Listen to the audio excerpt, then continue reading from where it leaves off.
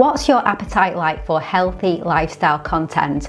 Over the last 10 years, the wellness space has exploded online with so much content aiming to help improve your exercise routine, diet, and overall health. But how does content in this saturated space become a business? In this It Started With Content episode, I'm sharing the content story of Ella Mills, who you may recognise as the founder and face of the healthy lifestyle brand Deliciously Ella. Today you can find Deliciously Ella launching best-selling cookbooks, selling products in supermarkets, and sharing various healthy lifestyle content such as recipes and workouts on the Deliciously Ella app. But can you guess where it all started? In 2012, Ella started a food blog that would grow into the business and well-known brand that it is today. Stay tuned as I share how Ella did it and key takeaways content creators can learn from her journey. So how did Ella come to start her food blog? Well, it might surprise you that she wasn't a food expert or looking to start a business at all. In fact, it was some major health challenges that led Ella to adopting a healthy lifestyle, and as a byproduct of that, she started writing a blog. In an interview with Retail Week, Ella said that she wasn't satisfied with the healthy lifestyle options out there, so she decided to put her own sparkle into her healthy eating journey, a quality that would be key to building her content empire in the future.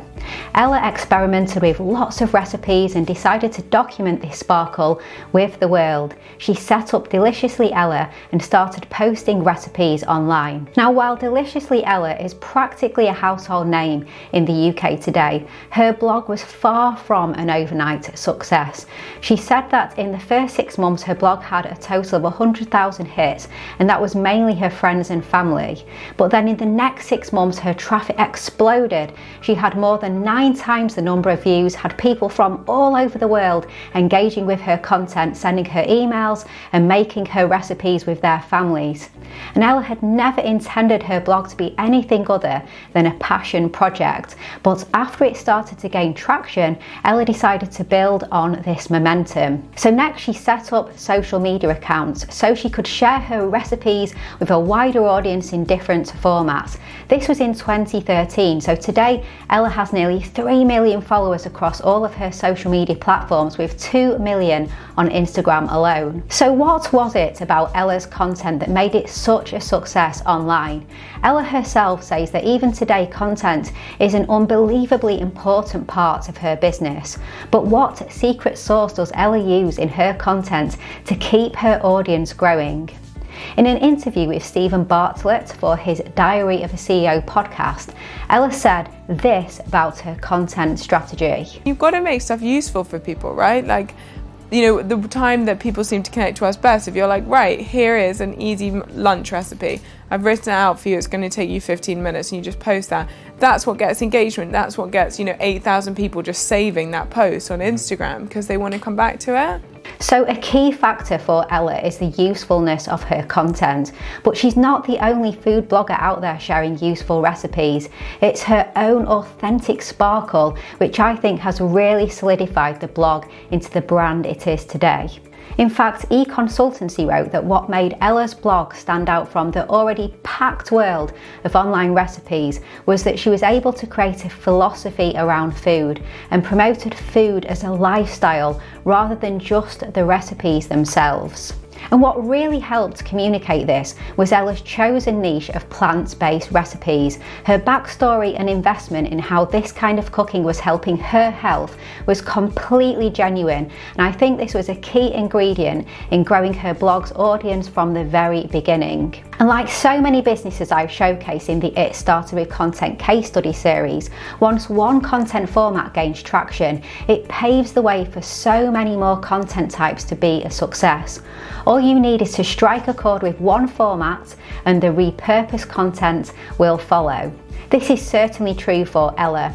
After social media came in-person cooking classes, the Deliciously Ella app, 6 #1 cookbooks, 7 lines of food products, a restaurant and a podcast. It might seem crazy that all of that content can stem from just one blog, but that's the power of great content. It knows no bounds.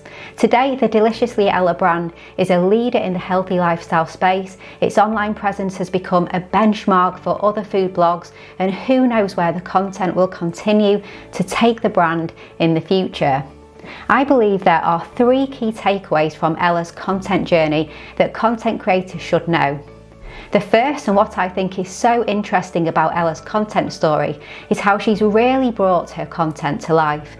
The virtual content became a springboard for creating physical experiences and products that meant her audience could step into the Deliciously Ella world.